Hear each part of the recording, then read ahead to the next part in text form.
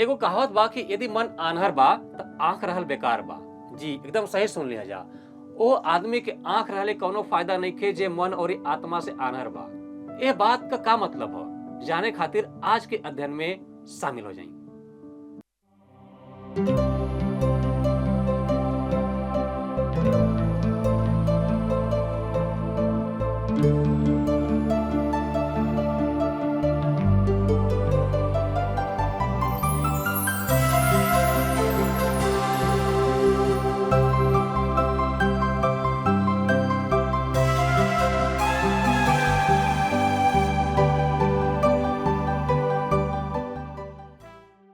प्रिय मित्र भाई और बहन, प्रभु यीशु मसीह के नाम में नमस्कार। एक घड़ी रउआ जिंदगी के राह कार्यक्रम देख रहल बानी। हम रउआ सब के एक कार्यक्रम में दिल से स्वागत करत बानी। ई कार्यक्रम रउआ जिंदगी के मजबूत असंतुलित बनावे के एगो मार्ग दर्शक बा। हर आदमी के अपना जिंदगी में समय समय पर कौनो न कौनो समस्या के सामना करे के पड़ेला और ऊ अपना जिंदगी के कैसे चलावे के बाद ई सोच के उलझन में पड़ जाला। कबो हमनी के गलती के चलते समस्या पैदा होखेला तो कबो केहू दूसरा के गलती के चलते हमनी के जिंदगी में समस्या पैदा होखेला।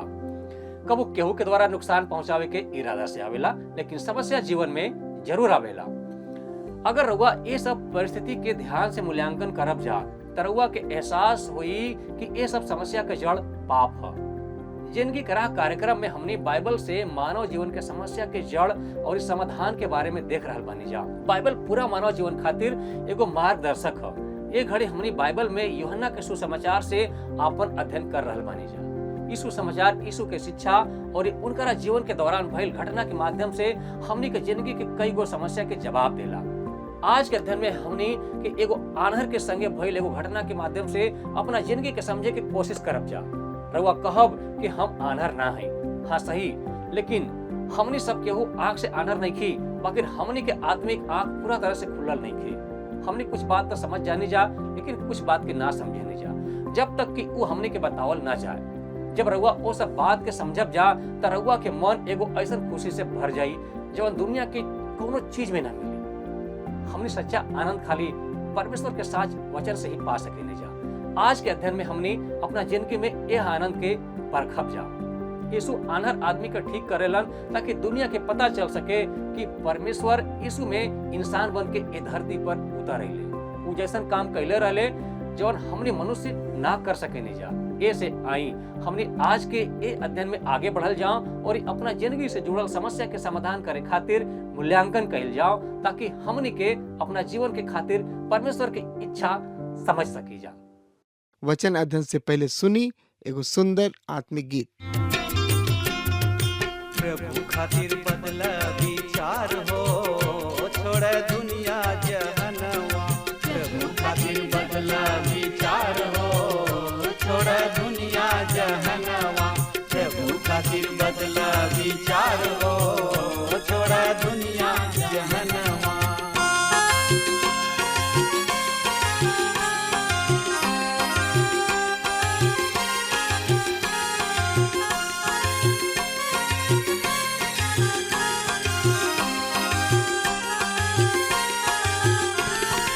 मनवा बदल बात बड़ा सुख पैबा। मनवा बदल बात बड़ा सुख पैबा। नाही त पीछे तू नरक में जइबा। नाही त पीछे तू नरक में जइबा। नाही त पीछे तू नरक में जइबा। स्वर्ग के खुलल बा दरबार हो, छोड़ दुनिया जहनवा। स्वर्ग में खुलल बा दरबार हो, छोड़ दुनिया जहनवा। प्रभु खातिर बदला विचार हो, छोड़ दुनिया जहनवा।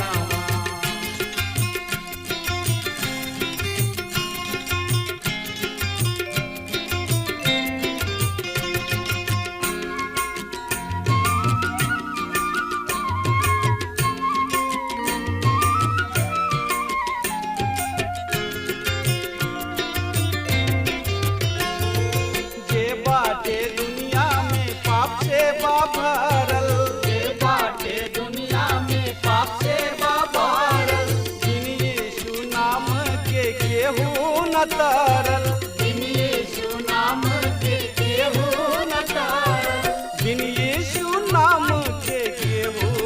धरल।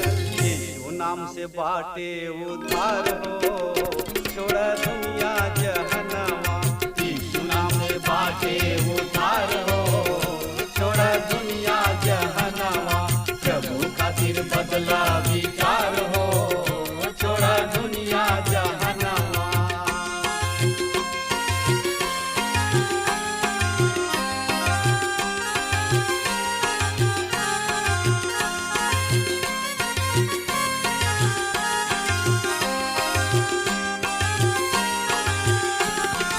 जब रउआ चाहिले जिंदगी सुधारे, जब रउआ चाहिले जिंदगी सुधारे, प्रेमी यीशु के आई जा दुआरे।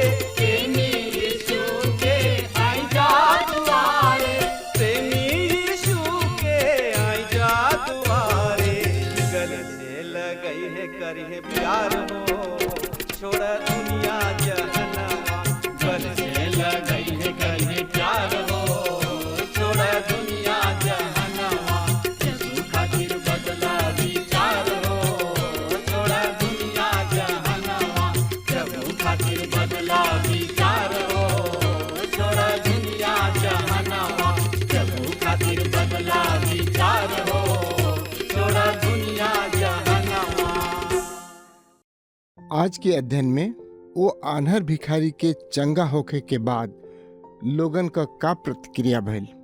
पहला, देखे वाला लोग। यूहन्ना 9 अध्याय के 8 और 9 पद में लिखल बा, तब पड़ोसी लोग और जे ओकरा के पहले भीख मांगत देखले रहे कहे लगलन, का ई उहे आदमी ना ह जौन बैठ के भीख मांगत रहे? कुछ लोग कहलन, ई उहे ह। दूसर लोग कहलन जा, ना, बाकी ई ओ आदमी के नाहिन बा। बाकी ऊ कहलस, ऊ आदमी हम ही हैं। देखे वाला लोग कहले, देखा ऊ आन्हर अब देखता। कुछ लोग कहले, ना, ई कोनो औरी ओही की जैसन लौकता। ऐसे ओके आपन पहचान सिद्ध करे के पड़ल। देखे वाला लोग समझ गए रहले कि ओकरी में कोनो भारी बदलाव आइल बा। यही तरह जब हमनी का उद्धार पाके बदल जानी जा तो अलगे लौके नहीं जा। लोग हमनी में आइल बदलाव के देखे लें। अगर कोनो बदलाव ना लौके तो मामला गड़बड़ बा। यूहन्ना 9 अध्याय की 10 से 12 पद में लिखल बा, ऊ लोग ओकरा से पूछलन जा, तोर आँख कौन आँख खुल गई? ऊ जवाब दिलस, यीशु नाम का एगो आदमी माटी सनलन और ये हमरी आँखी में लगा के हमरा से कहलन कि जाके शिलोह के कुंड में धोला। ऐसे हम गईनी और धोनी और देखे लगनी। ऊ लोग ओकरा से पूछलन जा, ऊ कहवा बाड़न? ऊ जवाब देलस, हम नहीं जानत। हमरा के ए आदमी का गवाही बहुते नीक लागेला। ओकरी गवाही में कोनो देखावा ना रहे और ना ही कोनो बेकार का बात। उद्धार सोज और सहज होला। यीशु की लगे आई और परमेश्वर की सामर्थ का अनुभव करी। ऊ तो यीशु के देखले भी ना रहे, तब वो यीशु ओकर आँख खोल देले। यह महत्वपूर्ण बात है। हमने के यीशु के देखे के फेरा में ना रहे के चाहिए, खाली विश्वास करें। दूसरा, फरीसी। यूहन्ना रचित सुसमाचार 9 अध्याय की 13 से 15 पद में लिखल बा, ऊ लोग ओकरा के जौन पहले आन्हर रहे फरीसी लोग के लगे ले अलन जा। जौना दिन यीशु माटी सान के ओकर आँख खोलने, ऊ विश्राम का दिन रहे। फरीसी लोग ओकरा से कहलन जा, तोर आँख कैसे खुल गई? ऊ ओ लोग से कहलस, ऊ हमरी आँखी पर माटी लगौलन और ये हम धोनी और ये अब देखतनी। आपका सोचतनी का फरीसियों के देख के खुश रहले? देखिए फरीसियन का प्रतिक्रिया। यूहन्ना रचित सुसमाचार 9 अध्याय की 16 पद में लिखल बा, ए पर कुछ फरीसी लोग कहलन जा, ई आदमी परमेश्वर की ओर से नहीं खन, काहे से कि विश्राम दिन के नियम के ना मानेलन। बाकी दूसर लोग कहलन, एगो पापी आदमी चिन्ह कौना देखा सकेला। ऐसे ओ लोग में फूट पड़ गई। हमरे विचार में तो धूर्तता में उ लोग यूनानी दार्शनिकन के भी पछाड़ देले रहले। उ वाद विवाद में माहिर रहले। उनका तर्क सुनी। खास विषय परमेश्वर को लोग शब्द के माने लें। अप्रधान विषय यीशु शब्द के तुर लें। निष्कर्ष यीशु परमेश्वर की ओर से ना हवे। जब सच्चाई ई है कि खाली परमेश्वर के लोग ही अनहर आदमी के दृष्टिदान दे सकेला और यीशु ओके दृष्टिदान दिहले, एकर मतलब यीशु परमेश्वर की ओर से हमें। आज हमनी के समस्या भी इहे है। संसार नाश हो जाता और हमनी का अपनी ढंग पर अड़ल बानी जा। यूहन्ना 9 अध्याय की 17 और 18 पद में लिखल बा, फरीसी लोग ओ आदमी से फिर कहलन, जा ऊ जे तोहार आँख खोलले बाड़न उनका बारे में तू का कहतड़? ऊ कहलस, ऊ यीशु भविष्यवक्ता हवन।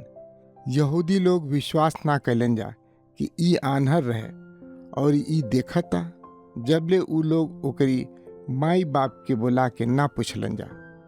यीशु व्यवस्था पालन ना कैलें तो ऊ पापी हमें, तो ऊ ऐसन ईश्वरीय काम कौना क सकत रहले। ए आन्हर की माई बाबू से पूछतने, विश्वास ना करे खातिर छोटी मुकी बहाना ही बहुत होखेला। यूहन्ना 9 अध्याय की 19 से 22 पद में लिखल बा, का ई तोहार लइका हा जेकरा के तुहन लोग कहत रह कि ई आन्हरे पैदा भइल रहे, अब ई कैसे देखे लागल? ओकर माई बाबू जवाब दिलन जा, हमनी का जानत तनी जा, ई हमनी के लइका हा और ई आन्हरे पैदा भइल रहे। बाकी हमनी का नइखी जा जानत कि ई कैसे देखे लागल, और इहो नइखी जा जानत कि एकर आँख के खोले वाला के हा। ई सयान बा, ओकरा से पूछ ल लो, ऊ अपनी बारे में खुदे बताई। ओकर माई बाप ऐसे कहलन जा काहे से कि यहूदी अधिकारी लोग से डरात रहलन जा। यहूदी अधिकारी लोग ई राय कैले रहले कि जे केहू ई विश्वास क ली कि ऊ मसीह हमें, तब ओ लोग के प्रार्थना घर से निकाल दिहल जाई। ऊ माने के तैयारे ना रहने कि यीशु ओकरा के दृष्टिदान दिहने। ऊ ओकरी माई बाबू के फंसावल चाहत रहले, मगर ऊ लोग कह दीने कि ऊ आन्हर रहे और अब देखता। बाकी वही से पूछा जा काहे कि ऊ बालिग बा। देखवैया लोग तो यीशु की चमत्कार का गवाही दिहले, मगर आज का बुद्धिजीवी ओके स्वीकार ना कइल चाहेले।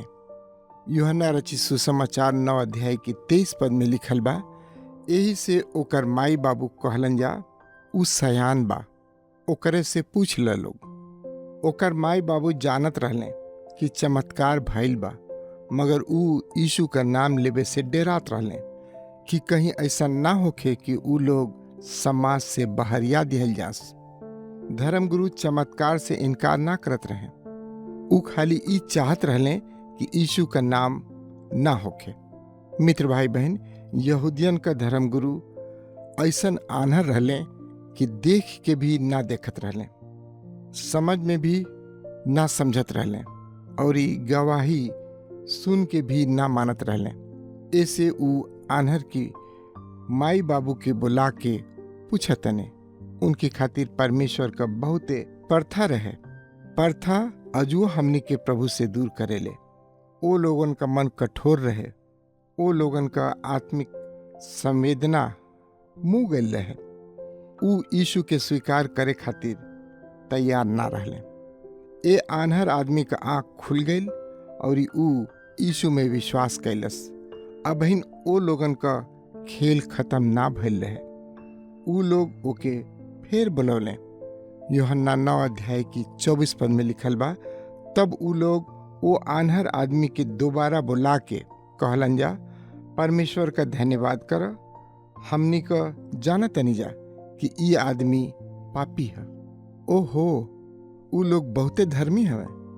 ऊ लोग वो आदमी से कहले, परमेश्वर का स्तुति कर, ए पापी का नाम जिन ल। यूहन्ना 9 अध्याय की 25 पद में लिखल बा, उ जवाब देलस, हम नहीं जानत कि पापी हउए कि ना, खाली हम एगो बात जानत तनी कि हम आन्हर रहनी और अब देखतानी। ओकरी गवाही पर ध्यान दी। हम एक ही गो बात जानत तनी, हम आन्हर रहनी अब देखतानी। यह तो विश्वासी का गवाही है। हम आत्मिकता के अनहरिया में रहनी मगर अब ज्योति में बानी। गवाहियन में हमनी के यह देखे के मिलेला कि कोनो समय में एगो नामी गुंडा या बदनाम और चरित्रहीन मेहरारू रहे, और कहे का मतलब ई बा कि गवाही में भी हमनी के अपना के एगो बड़ हीरो ही बतावे नहीं जा और यीशु के पाछे छोड़ देनी जा। तीसरा सोच गवाही बा, हम पहले आन्हर रहनी और अब देखतानी। यूहन्ना रचित सुसमाचार 9 अध्याय की 26 पद में लिखल बा, उ लोग ओकरा से कहलन जा, ई तोहरी संगे का कैले हैं? उ यीशु तोहार आँख कौन खोल दिले। फरीसी अबहिनो माने के तैयार नहीं खे।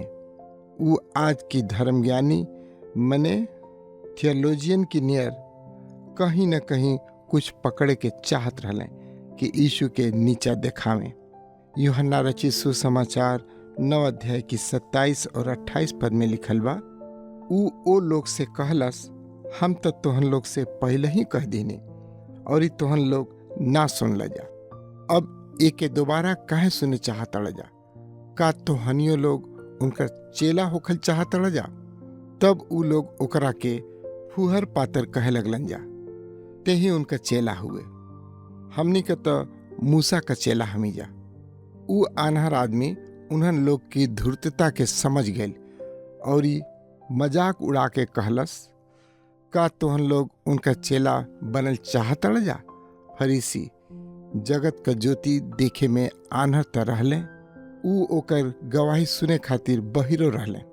यूहन्ना रचित सुसमाचार 9 अध्याय की 29 से 34 पद में लिखल बा, हमनी का जानत तनी जा कि परमेश्वर मूसा से बात कैलन, बाकी ए आदमी के नहीं जा जानत कि कहवा से हुए।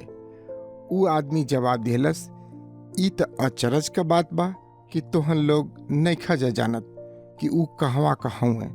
तब उ हमार आँख खोल दिले।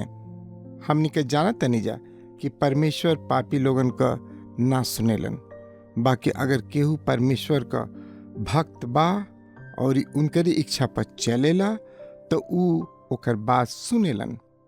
दुनिया में शुरू से कब्बो ई सुने में नइखे आइल कि केहू जन्म के आन्हर का आँख खोलले बा। अगर ई आदमी परमेश्वर की ओर से ना रहते तो उ कुछ ना कर सकते।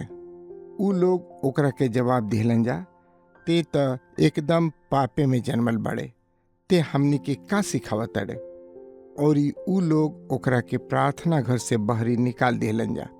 देखी एजू फिर उहे तर्क आवता, मगर आप बहस ना कर पाई तो ठट्ठा करें। उ लोग एकरी तर्क की सोझा लाजवाब रहले। उ लोग की लगे कोनो जवाब ना रहे।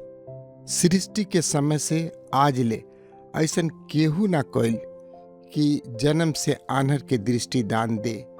ऐसे ऐसन करे वाला खाली परमेश्वर ही हो सकेले। यहाँ ध्यान दी कि उ अबहिन ले यीशु के देखले ना रहे। अब का करें? ओकरा के समाज से बहरी कद। चौथा, उ आन्हर आदमी यीशु से भेंट करता। यूहन्ना रचित सुसमाचार 9 अध्याय की 35 से 38 पद में लिखल बा, यीशु सुन ले कि उ लोग ओकरा के प्रार्थना घर से बाहर निकाल देले बड़े। और जब ओकरा से भेंट भइल तब पूछलन, का तू मनुष्य के बेटा पर विश्वास करेला? उ आदमी जवाब दिलस, हे गुरु, उ के हवन कि हम उनका पर विश्वास करें? यीशु ओकरा से कहलन, तू उनका के देखलहू बड़ा और जे तोहरा सोझा तो से बतियावता उहे हुवन।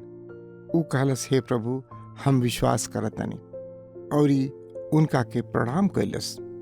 जब यीशु सामने आवतने, ई आदमी विवाद कैलस और यीशु का पक्ष लेलस और जीत गए। एक नतीजा ई भइल कि ऊ समाज में बहरियावल गइल रहे, मगर यीशु ओकरा के ना त्यागले। यीशु हर घड़ी खोज में रहेले। मित्र भाई बहन, परमेश्वर की बेटा पर विश्वास करे के रहे। यीशु ओकरा से सोच सवाल करत रहे। ओकर अगुआ लोग ओकरी विश्वास के मजबूती दिहले रहले और यीशु जानत रहले कि अब ऊ आखिरी बारी एक घड़ी खातिर तैयार बा। इहवा ओकरी जिज्ञासा पर ध्यान दी। ऊ यीशु के व्यक्तिगत रूप से जानत चाहत रहे। यीशु ओके बहुत सुंदर जवाब दिलन, तू ओके देखले बड़ा और जे तोहरा से बतियावता उहे हमें। ऊ विश्वास कैलस और यीशु के दंडवत कैलस। ई सगरी धर्मशास्त्र में विश्वास का सबका ले उत्तम उदाहरण हवे। यीशु ओके एक गो डेग लेके चलेले कि ऊ अपनी गोड़ पर ठाड़ हो जाए और अंगीकार करे कि हे गुरु, हम विश्वास करतनी। हर एगो पापी के साथे ऐसने होखेला। पहले हमनी का आन्हर होखे नहीं जा, पापी होखे नहीं जा। हमनी के अपनी विनाश होखे वाली दशा का ज्ञान ना रहेला।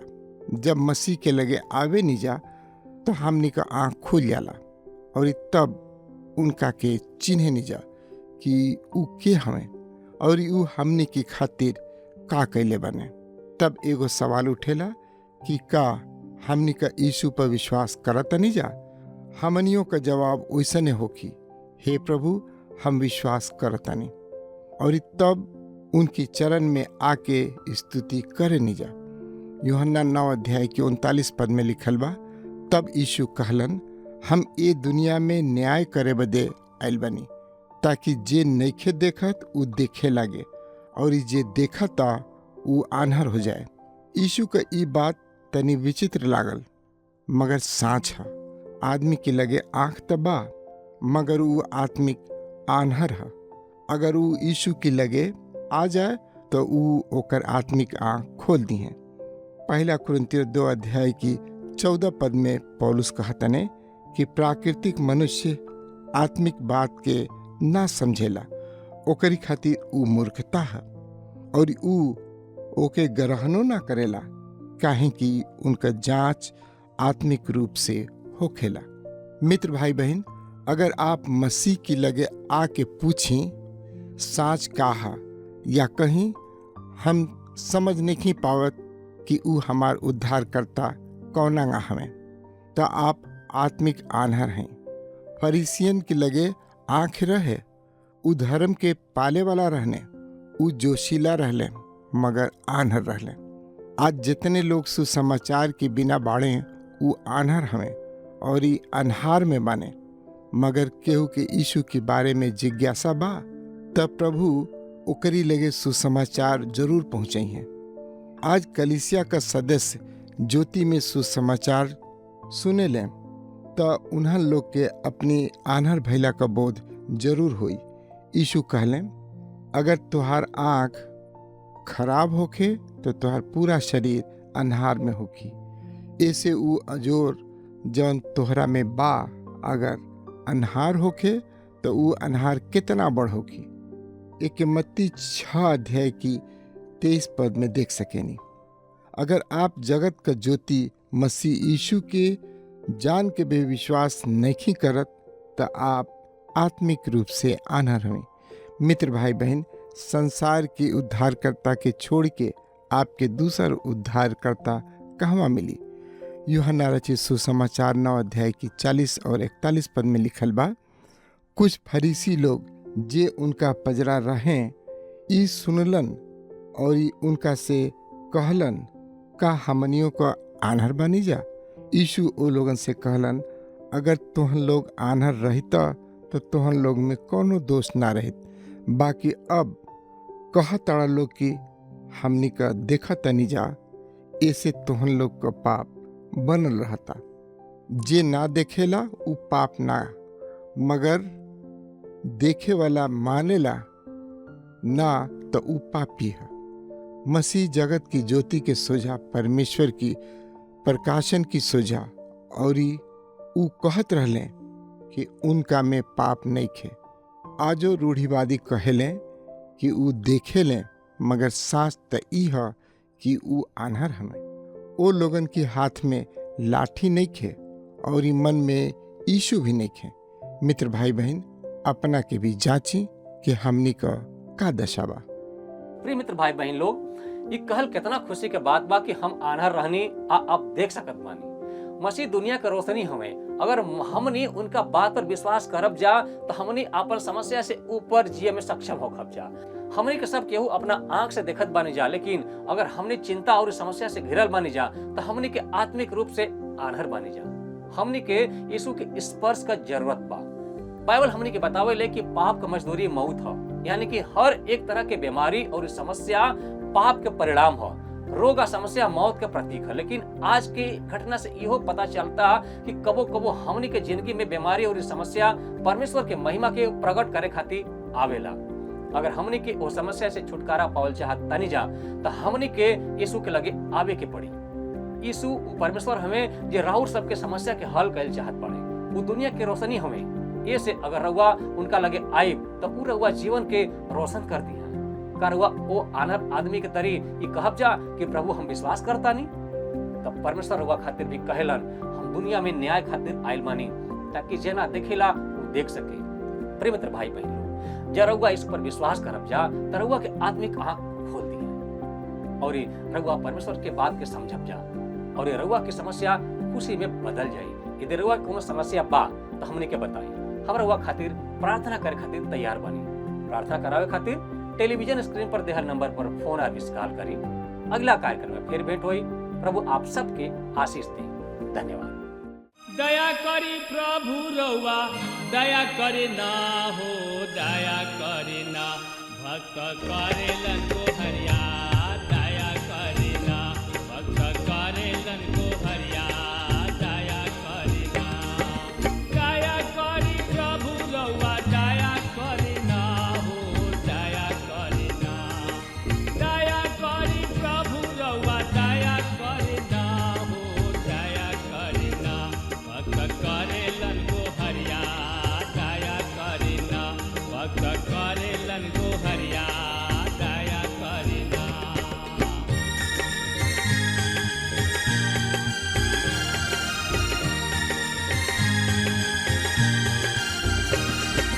दया करी कृष्ण रउआ, दया करे ना हो, दया करे ना। दया करी कृष्ण रउआ, दया करे ना हो, दया करे ना। पापी करेलन विनतिया, दया करे ना। पापी करेलन विनतिया, दया करे ना।